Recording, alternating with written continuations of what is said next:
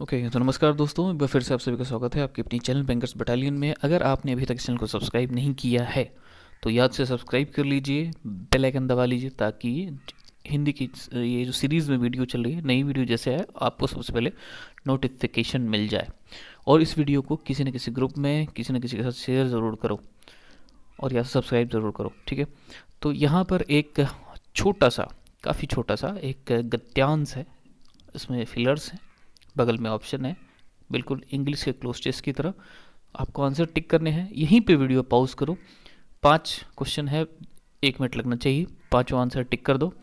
फिर ध्यान रहे तुमने आंसर क्या टिक किया ये ज़रूरी नहीं है, तुमने क्या सोच के आंसर टिक किया वो ध्यान रखो। और जब मैं इसे डील करूँगा तो मैं क्या सोच के आंसर लगा रहा हूँ वो देखना। तो डिफरेंस, पहले अपना आंसर लगाना है। तुमने क्या सोच के, आंसर गलत हो जाए सही हो जाए इम्पॉर्टेंट नहीं है, तुमने क्या सोच के वो आंसर टिक किया था और मैं क्या सोच के वो आंसर टिक कर रहा हूँ, इस चीज़ को ध्यान से देखना है, कंसंट्रेट होके। चूँकि भी सिर्फ स्टार्टिंग है इसलिए हर हर एक क्वेश्चन को मैं थोड़ा थोड़ा डिटेल समझाता जा रहा हूँ कि मैंने वो आंसर क्यों टिक किया, ठीक है। तो शुरू शुरू में छोटे छोटे क्वेश्चन लेके, कॉन्सेप्ट बड़े बड़े होने चाहिए, बाद में क्वेश्चन बड़े बड़े होने चाहिए क्योंकि प्रैक्टिस बाद में होनी चाहिए। शुरू में कॉन्सेप्ट समझने के लिए आसान क्वेश्चन से ही कॉन्सेप्ट समझा जाता है, बाद में बड़े क्वेश्चन भारी क्वेश्चन से प्रैक्टिस की जाती है, ठीक है। अभी शुरू में ऐसे ही रहेगा। और ज़्यादा नहीं, 10 से 12 गद्यांश बनाते बनाते, 10 से 12 पैसेज बनाते बनाते तुम्हारा बिल्कुल हिंदी वो हो जाएगा। जो लोग कहते हैं ना कि मैं तो फेल कर जाता हूँ हिंदी में, क्योंकि पता है क्यों फेल कर जाते हो, आज ये वाला देखो कुछ समझ में आ जाएगा।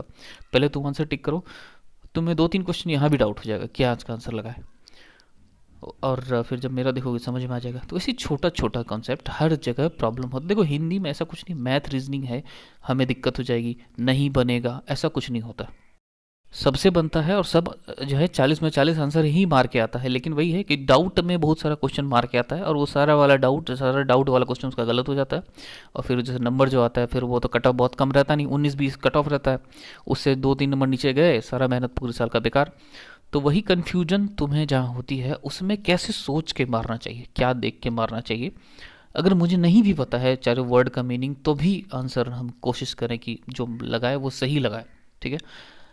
तो हिंदी उतनी भी आसान नहीं है जितना हम इसे लोग मतलब पूरा हुआ बना के रखे हैं। चलो तो फिर देखते हैं इसे हम कैसे बनाते हैं, ठीक है। ओके चलिए स्टार्ट करते हैं। वही ज़रूरी बात कि इसमें ध्यान ये रखा जाता है, चाहे इंग्लिश हो या हिंदी हो, तो आपको इस बात का ध्यान रखना पड़ेगा कि जब हम, जैसे कि यहाँ पर देखो दिखाता हूँ,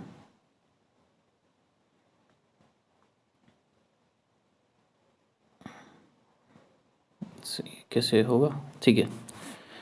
जब हम इस ब्लैंक के लिए आंसर ढूंढ रहे हैं तो हमें पैसेज इस ब्लैंक तक पढ़ना पड़ेगा, ठीक है। अगर हम इस ब्लैंक के लिए आंसर ढूंढ रहे हैं तो पैसेज यहाँ तक पढ़ेंगे फिर आंसर ढूंढेंगे। अब देखो मैं कहना क्या चाहता हूँ, मैं बता रहा हूँ, जस्ट अ सेकेंड।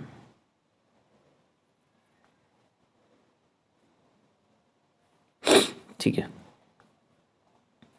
देखो जैसे कि हम इसे पढ़ते हैं कि कई दिन वहाँ रहने पर मुझे उस साध्वी की डैश। अब सीधा यहाँ पढ़ा और मैं यहाँ चला गया कि इसमें से साध्वी की परिचर्चा मारूँ, दिनचर्या मारूँ, परिचर्या मारूँ, परिक्रमा मारूँ, साध्वी की डैश। तो कैसे मारोगे, नहीं मार पाओगे। मान लो तुमने यहाँ तक भी पढ़ लिया, मान लो कि ठीक है, कई दिन वहाँ रहने पर मुझे उस साध्वी की डैश के बारे में बहुत कुछ मालूम हुआ। किस चीज़ के बारे में मालूम हुआ? परिचर्चा के बारे में, परिचर्या के बारे में, दिनचर्या के बारे में। अभी भी क्लियर आंसर नहीं है। अगर यहाँ क्लियर हो भी रहा है तो एग्ज़ाम हॉल में जो सवाल होगा उसमें क्लियर नहीं होगा। तो हम आगे पढ़ते हैं। मैंने क्या कहा, इसके लिए अगर तुम्हें आंसर चाहिए तो इस जो ये वाला जो खाली स्थान है उसके पहले तक पढ़ो, ठीक है। यानी कि इसका आंसर चाहिए, इसका आंसर चाहिए तो यहाँ तक पढ़ना है, इसका आंसर चाहिए तो यहाँ तक पढ़ना है, ठीक है। अब देखो पढ़ते हैं। कई दिन वहाँ रहने पर मुझे उस साध्वी की डैश के बारे में बहुत कुछ मालूम हो गया। प्रातःकाल उसके आश्रम से निरंतर आती हुई तुलसीदास के भजनों की स्वर लहरी मेरे सोई हुई आत्मा को, अब देखो यहाँ तक पढ़ लिया, ठीक है, आत्मा को डैश कर देती है, ठीक है। अब देखो यहाँ पर एक वर्ड है प्रातःकाल। कोई सुबह सुबह क्या कर रहा है, इससे क्या पता चलता है? नो डाउट दिनचर्या, उस सुबह क्या कर रहा है, दोपहर क्या कर रहा है, मतलब उसकी दिन की शुरुआत कैसे होती है, इसके बारे में थोड़ा बहुत बताया गया। तो ये नो डाउट दिनचर्या। यहाँ पे किसी से उसकी परिचर्चा या किसी से डिबेट या किसी चीज़ का परिक्रमा करना, किसी चीज़ के चक्कर काटना, तो ये सब तो नो डाउट नहीं होगा, वहाँ दिनचर्या ही होगा, ठीक है। अब आगे पढ़ते हैं। तो आती हुई तुलसीदास के भजनों की स्वर लहरी मेरी सोई हुई आत्मा को डैश कर देती थी। सोई हुई आत्मा को क्या कर देती होगी? कोई सोई हुई चीज को क्या कर सकते हैं हम? जगा सकते हैं, जागृत। लेकिन फिर से मैं कहूँगा कि यहाँ तक हम पढ़ेंगे, उसके बाद फिर चलो वहाँ आंसर टिक कर दिया, बट आगे पढ़ते हैं। सोई हुई आत्मा को डैश कर देती थी। कितने दिनों से मैं रेल पेल व भागम भाग से डैश वातावरण में आने की बात सोच रहा था। तो वो तो जागृत तो आंसर हो ही गया। आ रहा था। इस युग में भविष्य के प्रति डैश हमें बहुत जल्दी निर्णय लेने से रोकती है। बहुत दिनों से ये व्यक्ति जो है, वो जो भी ये लिख रहा है, बहुत दिनों से ये व्यक्ति काफ़ी बिजी शेड्यूल में रह रहा था, बहुत ज़्यादा काम धाम भागम भाग। तो उस वातावरण से डैश वातावरण में आने की सोच रहा था। उस वातावरण से प्रभावित वातावरण में आने की सोच रहा होगा, क्योंकि उसमें पहले से रह रहा था? बिल्कुल नहीं। उस वातावरण से संलग्न जुड़ा हुआ कोई वातावरण जिसमें आने की सोच रहा होगा? बिल्कुल नहीं। उस वातावरण से दूषित वातावरण, मतलब उसी भागम भाग वाली जिंदगी से कोई दूषित वातावरण हो गया हो, उसमें रहना चाहता होगा? नहीं। अचेत मतलब होता है उस चीज से कटा हुआ, उस चीज से उसके बारे में पता ना हो। तो अगर इनमें से कोई आंसर होगा तो वो यही आंसर होगा, बाकी कोई आंसर नहीं होगा, ठीक है। से अचेत वातावरण में आने की बात सोच रहा था। इस युग में भविष्य के प्रति डैश हमें जल्दी निर्णय लेने से रोकती है, फिर भी भीड़ से दूर निकलने की बलवती डैश किसके मन में रह कर नहीं उठती? ये कहना चाह रहा है कि इस युग में भविष्य के प्रति डैश, हमें भविष्य के प्रति हम क्या रहते हैं? अभी के समय में हम भविष्य के प्रति क्या रहते हैं? हताश रहते हैं? कोई ज़रूरी नहीं है। भविष्य के प्रति काफ़ी आशावान रहते हैं? ये भी ज़रूरी नहीं है।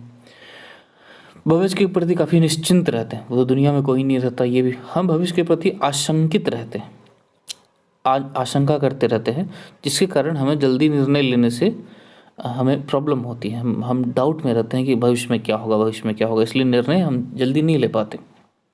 फिर भी भीड़ से दूर निकलने की बलवती, बलवती मतलब होता है प्रबल, मतलब स्ट्रॉन्ग। स्ट्रॉन्ग क्या हो सकती है इंग्लिश में भी बताओ? स्ट्रॉन्ग फीलिंग, इच्छा। लेकिन पहले इस 5 में ऑप्शन में हम ठीक से देखते हैं। यहाँ पर आपको उस समय एग्जाम हॉल में लगेगा कि 5 में 4 में से 4 आंसर हो सकते हैं। उत्सुकता भी लगेगा, लालसा भी लगेगा, तृष्णा भी लगेगा, इच्छा भी लगेगा। देखो जैसे कि मैं पढ़ता हूँ, फिर भी भीड़ से दूर निकलने की बलवती डैश, फिर भी भीड़ से दूर निकलने की बलवती उत्सुकता किसके मन में रह कर नहीं उठती? सही लग रहा है। फिर तो दूसरा ऑप्शन रख के पढ़ते हैं। फिर भी भीड़ से दूर निकलने की बलवती लालसा किसके मन में रह कर नहीं? ये भी सही लग रहा है। फिर तीसरा ऑप्शन रख के पढ़ते हैं कि फिर भीड़ से दूर निकलने की बलवती तृष्णा किसके मन में रह कर नहीं उठती? ये भी सही लग रहा है। लेकिन हम, चूंकि मैंने पहले ही बोल दिया कि इच्छा आंसर होगा, तो इच्छा ही क्यों होगा? बाकी सब कैसे कटेगा? तो बाकी सब के बारे में थोड़ा सा डिटेल जान लेते हैं। उत्सुकता किसे कहते हैं? जब हम कुछ जानने के लिए ललायत हों, किसी चीज़ के जानने के लिए जब हम पूरा ये होते हैं ना कि कोई नई बात हमें पता चले, उत्सुक होना, उसे कहते हैं। जब कुछ नया सीखने या जानने के लिए हम थोड़े से शुरू में वो क्या कहते हैं, थोड़े से एक्साइटेड होते हैं, तो उसे उत्सुकता कहते हैं। यहाँ एक्साइटमेंट जैसा कुछ नहीं होगा। दूसरी है लालसा। लालसा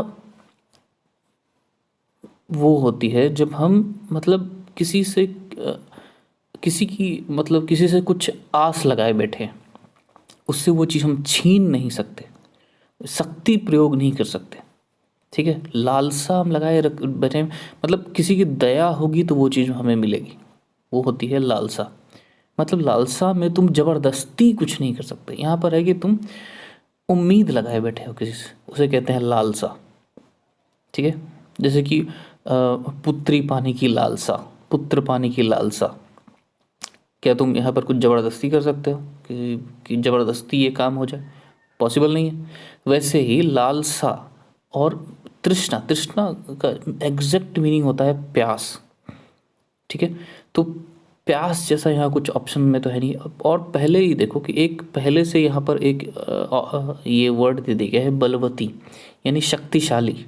शक्तिशाली क्या हो सकती है? मैंने कहा कि लालसा में शक्ति जोड़ नहीं सकते। उत्सुकता शक्तिशाली या नॉट शक्तिशाली जैसे होता ही नहीं। उत्सुकता बस उत्सुकता होती है, हमेशा वो शक्तिशाली ही रहती है, मतलब उसमें अलग से शक्तिशाली जोड़ने की जरूरत नहीं। तृष्णा ये शक्तिशाली या कम शक्तिशाली, प्यास मतलब शक्तिशाली या कम प्यास, ज़्यादा प्यास से कुछ होता नहीं।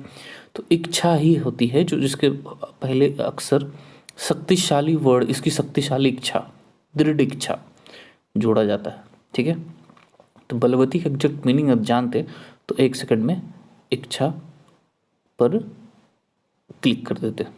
ठीक है, तो ये था आज के वीडियो। अब नेक्स्ट किस चीज़ पे, हिंदी में किस सेक्शन पे वीडियो चाहिए वो नीचे कमेंट करो। 2 4 5 कमेंट आएंगे तो उस पर वीडियो बन जाएगा, कोई ऐसी बात नहीं है। तो ये देखने के लिए थैंक यू वेरी मच, और सब्सक्राइब कर लेना।